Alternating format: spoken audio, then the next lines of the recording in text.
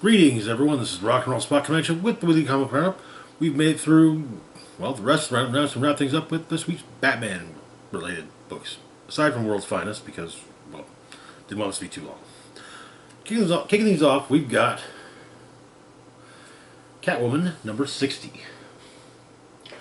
Where we left off, at the end of Gotham War, Catwoman had seemingly been killed in the meteor impact outside of Gotham. But to make clear that she was, in fact, still kicking and scratching and everything else. So she's kind of on a.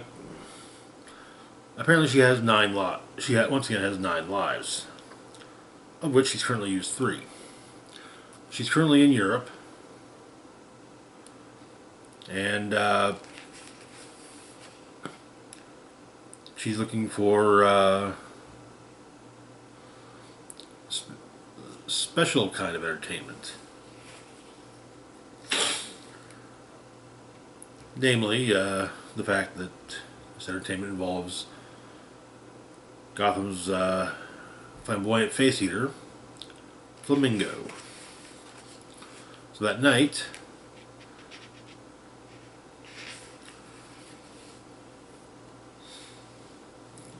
she goes to the underground theater of death, run by a man referred to simply as the producer. Catwoman is found out and is so often become the next victim.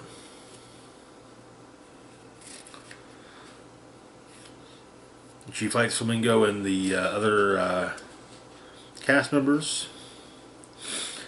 However, she's injected with an unknown and at the time unspecified cocktail of drugs which seemingly kill her.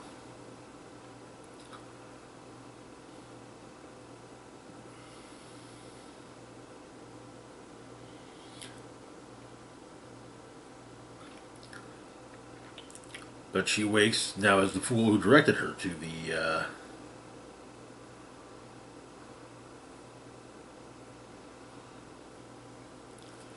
theater.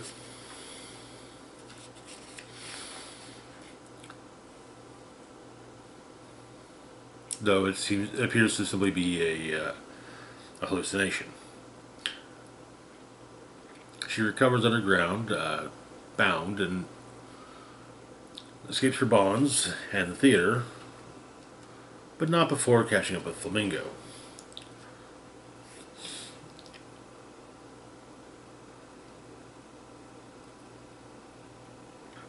Apparently, the producer has this is the producer's idea, not Flamingo's. He has a statue. Feeds it blood. An idol of Bacchus. And so the idea is that they will that Catwoman and Flamingo will steal it and split the money. Catwoman watches as the producer leaves his home, makes her way in, finds the statue, but, well, Flamingo betrayed her, of course, and at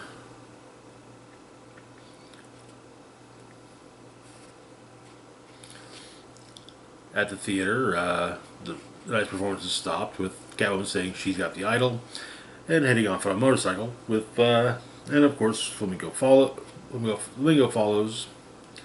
though it seems that a truck hits Flamingo's motorcycle while Catwoman lands with, it looks like also destroying the idol, but Catwoman lands in a truck and realizes that where she thought the concoction she'd been injected with had killed her, Flamingo missed the vein, and she's still at 6 lives remaining. And that is where the issue ends. I kind of like this idea of Catwoman actually having, 9 lives. This isn't the first time that a cat-related character from DC had 9 lives, though. I remember it being stated that Wildcat from the JSA had 9 lives. That was kind of the explanation for how he's still able to to run, to basically work alongside, the younger generation of heroes, while still having been a Golden Age hero. Moving on, though, to our next book, we've got Nightwing, number 109. So, where we left off, a while back, Nightwing discovered the Hold, something of an underground safe deposit. The big surprise, however, when he discovered the Hold, was the fact that apparently he has a safety deposit box there. More recently, the quartermaster, who was in charge of the Hold, was murdered by Heartless, leading Nightwing to discover that his girlfriend, from back when he had amnesia, was in fact the quartermaster's daughter, as she has now taken on the mantle of Captain Blood. The quartermaster had been actually, his last name was actually Blood, so it was, he adopted B, hers was too, but however, B's foster brother doesn't take kindly to the idea that their father named B the heir instead of him, and well, yeah, he wants control of it, and so they had to go to the mysterious the secret pirate kingdom. B fought her brother and was run through, and the issue begins with her falling into the water and Nightwing jumping in to save her. But we have a flashback to Dick's early days as Robin, with Alfred teaching him how to stitch a wound, which he did for B. Apparently, Dirk managed to miss everything that you'd want missed when being stabbed. But she's on some pretty decent painkillers. Decent enough that Batman wants to headbutt a new god on the exact same ones. But, well. So B explains the history of the Blood family in Bloodhaven. Bloodhaven is named for the Blood family. And in fact, it was Captain Blood that is immortalized in a statue fighting a monster. Apparently that really happened. But as for how B came to be adopted by the Blood family, she stole a super yacht and made it halfway to the Caribbean. B states that's probably not that theft as an audition is probably pretty frowned upon in the superhero community. But Dick points out that one of the Robins was offered the job after stealing the tires off the Batmobile. Jason Todd, to be exact. But B wants to get her ship back and also rescue her crew. And so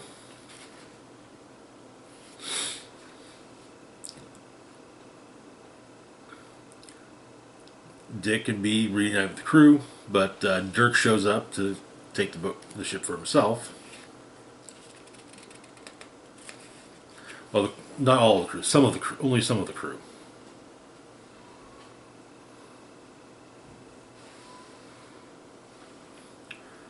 Dirk shows up. His ship has B's crew held prisoner. Dick works as an opening ambush, dealing with Dirk's crew, and then fighting him. The Scream of Six is stored, taking him down. Though, while B has freed her crew.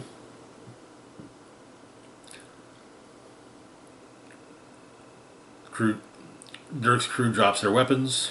Dirk himself drops his sword, and then B punches him in the mouth, which, you know. Meanwhile, on the back at the Hold,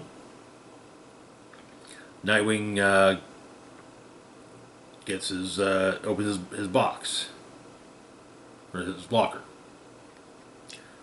It's a CD-ROM. Security footage from Haley's circus. The night that Graces were killed.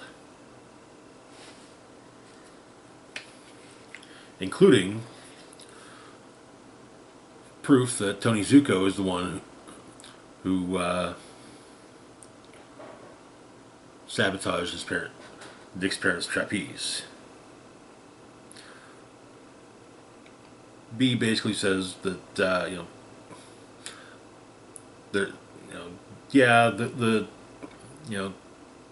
Hold's got a mat on for Zuko. He turned Heartless onto Captain Blood. But hey, if Dick finds either of them first, make him pay, which Dick says he will. We have a backup story tying into Beast World. Bat signals being lit up and drawing other flying creatures. Robin takes down a owl person, but notes that Gotham's actually not that bad with the spores. The same amount of spores landed in Gotham as in Bloodhaven, but Bloodhaven, these are much worse there. But Robin investigates the Gotham Zoo. Turns out that a lot of them are being kept there with the intention of basically a fight club, and a mysterious green-skinned woman forces a spore on Damien, turning him into a cute little kitty cat. He needs some squitches. He needs squitches. Yes, he does. Yes, he does. But that's where the issue ends. Sorry, I couldn't resist that. Moving on, though, to our next book, we've got Batman and Santa Claus Silent Night, number 3. Where we left off, Superman discovered maybe he's not actually Batman's best friend. After all, Batman knows Santa Claus and never told him. Let that sink in. He never told Superman that he knew Santa Claus. If I was Clark, I would be questioning the nature of my friendship with Bruce from that point onward, because but yes, Batman, and now the League as a whole is working with Santa Claus to help stop Krampus from basically bringing back all of the various creatures that Santa imprisoned when he was a huntsman. He imprisoned them just basically so that they wouldn't harm people anymore. So the issue opens in Hyde Park on Christmas morning. A type of breed of harpies that are attacking. Air support's been called in, but the military's called in air support, but the air support is under attack. Hawkgirl, Green Lantern, Joe Mullane, and Wonder Woman are additional air support, taking down the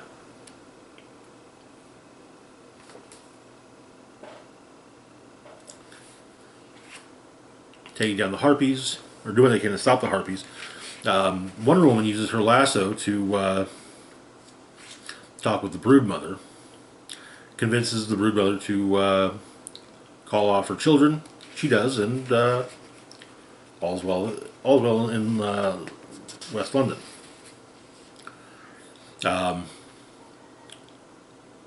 Blue Beetle has found a specific old tree, and an elf steps out of a portal from it. Apparently Claus is dealing with another creature he previously banished in Norway.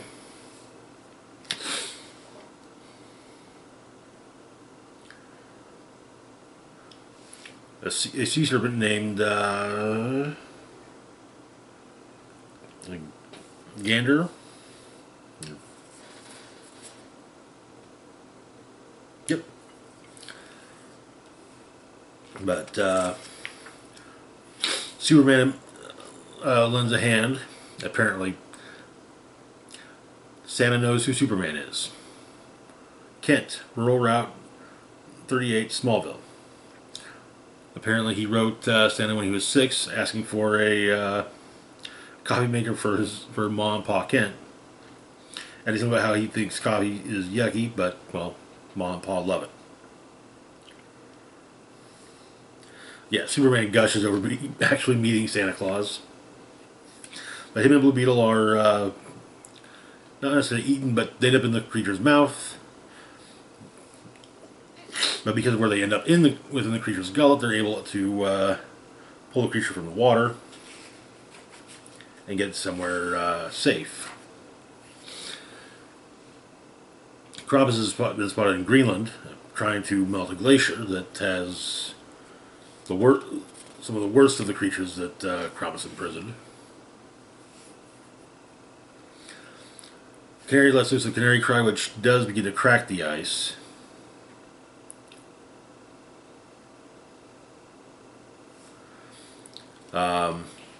Superman arrives, tries to hold Krampus in place. However, Krampus is able to take control of Superman, and Superman destroys the glacier, while Krampus takes Damien. After all, Krampus does take naughty children. But the monster kind are loosed once more. Got giants, trolls, dark elves, yeah. And that is where the issue ends. So I love seeing Superman gush over beating Santa Claus, and though yeah, kind of sad that Superman ends up becoming a mind controlled tool of Krampus, but it is what it is. Otherwise, solid issue. I stand by what I said about Clark should be questioning the nature of his friendship with Bruce. Moving on, though, to our next book, we've got Batman Off-World, number 2. Where we left off, Batman had gone into space with the intention of being captured by a specific mercenary group, the Warstorm. An operative of the Warstorm had been sent to Gotham as a mercenary to take him out. But Batman has been training with one of the training bots.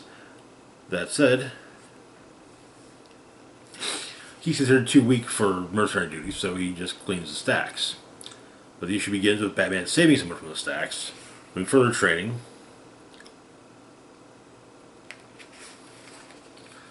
But while trying to deal with one of the guards that he recently fought, or learn how to deal with said guard, Ione, his fellow prisoner, who's a Tamaranian, explains that what you want to do is go for the teeth. After all, Brank's males are super vain when it comes to their tusks. But Batman and Ione spar some. Later, Batman has a rematch with the guard, cracking one of his tusks. Which leads to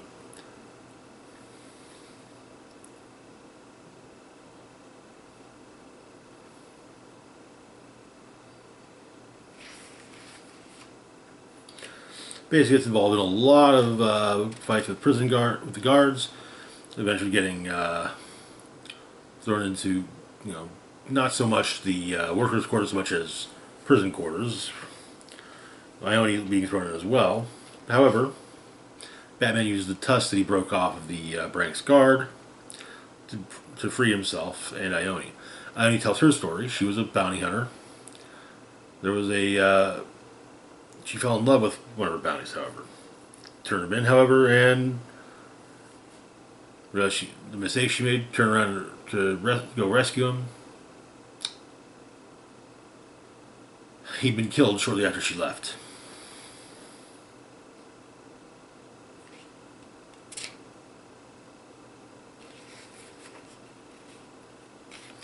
But Ione leads a prison break, but with the training bot being used for part of it as well, basically disabling the storm around the war storm. But Batman wants to make sure the training bot escapes, goes back to save it. And he tries to hold the ship for him, but a brief fight with the captain of the war storm slows him down enough that she can't wait. Plus, Batman gets tossed out into space. However, the training bot manages to steal an escape pod and save Batman with it. And he crashes on the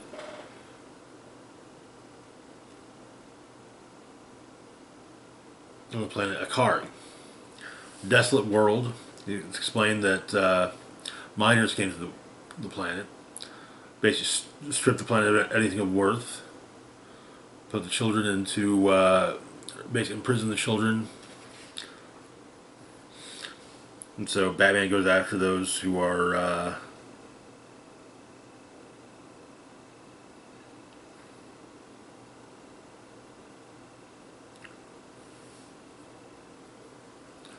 those that will continue to exploit these people. Go and gets himself into another fight, saying that while he's Batman, he's from Earth, and he's traveled further than he thought possible. He's home. That is where the issue ends. Honestly, absolutely loving this book.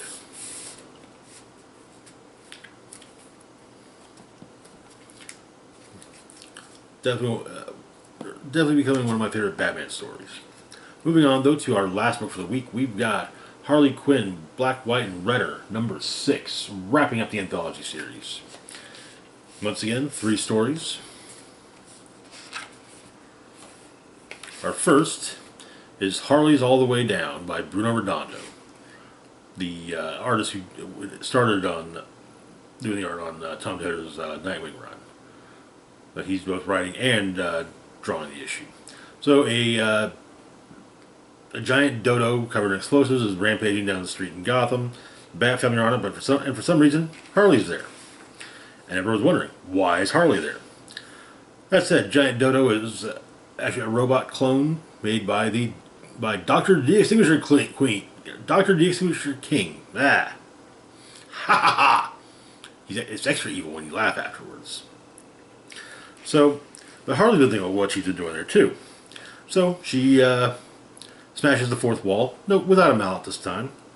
And it's decided that she's gone through quite a bit. We see some various iterations of her throughout the years. Classic Harley, Arkham Harley, Raven the Bold Harley, a couple of the New 52 versions,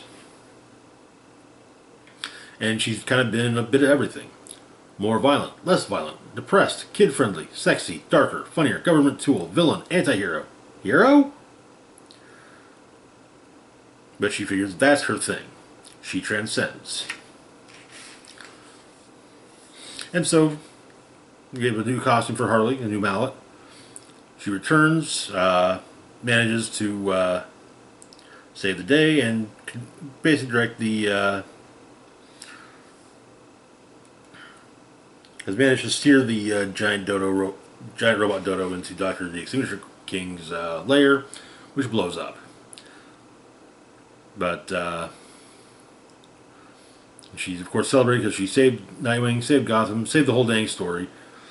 And, well, if you didn't enjoy it, you can submit your complaints to I don't care at getalife.hq. The story ends with Harley telling Nightwing to shut up. Next up, we've got Dr. Quinzel's Couples Counseling by Dennis Camp and Fabio Veras. Harley's abducted a couple. They were fighting in front of her and figuring, hey, she's going to help them fix their relationship. Forced couples counseling.